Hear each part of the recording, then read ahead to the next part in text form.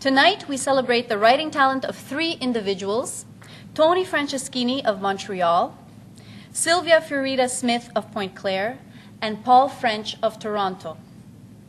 We also celebrate the talent of photographers Robert T. Norton of Mississauga, Virginia Ritaka of Toronto, and Nicola Colarusso of Saint Leonard. The first prize for each contest is $1,000. All winning entries will be published in Accenti Magazine. The third prize goes to Robert T. Norton of Mississauga for his entry Glamour Gladiator.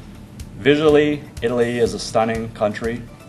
It just offers such a wealth of possibilities photographically. Every visit I make there renews my passion for photography and inspires my creativity. The second prize goes to Virginia Ritaka of Toronto for her photo Vespa Cena. And unfortunately, Ms. Ritaka could not be here this evening. She says about her winning photo, Vespa Cena was taken on a hot day in Porto Recanati. The winner of the Accenti photo competition and the recipient of the $1,000 prize is Nicola Colarusso of Saint Leonard with his photo Al Parrucchiere. First of all, I'd like to say thank you to Accenti, thank you to the judges. I was surprised when I found out that I was one of three. The picture, I don't know if everyone has seen it, but it was a hot day in Pompeii in Italy, walking down the street, and I happened to see a priest with a cell phone in front of a hairdressing shop. And what could be more Italian than a cell phone and a priest? Thank you.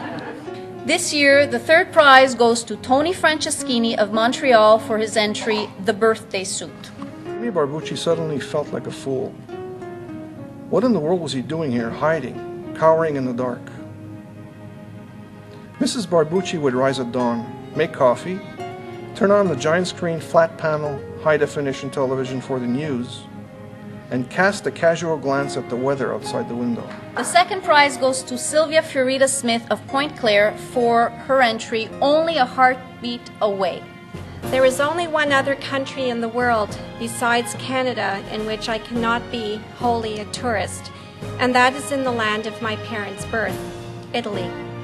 This means that in spite of living and growing up an entire continent away, my life has been intertwined with the lives of people I barely knew and never saw, but who played a significant role in the way my heart would love, swell with pride, break, and ultimately heal. The winner of the Accenti Writing Contest and the recipient of the $1,000 prize is Paul French of Toronto for his entry, High Water in Low Season. And unfortunately for us, Mr. French could not be here this evening because he is traveling to Italy right this minute. I would like to invite Leanne Moyes, Professor of Canadian Literature at l'Université de Montréal, to read Paul French's story titled High Water in Low Season. For decades, efforts to save Venice have been the subject of countless and costly studies. Now, a controversial system of dikes, appropriately called the Moses Project, is rising at the entrance channels to the inner harbor. Many fear that controlling water levels this way will choke off and stagnate the lagoon, and that it will die without the benefit of regular cleansing by the tide. Thanks to our sponsors, our judges, our winners, and to all of you here tonight for attending.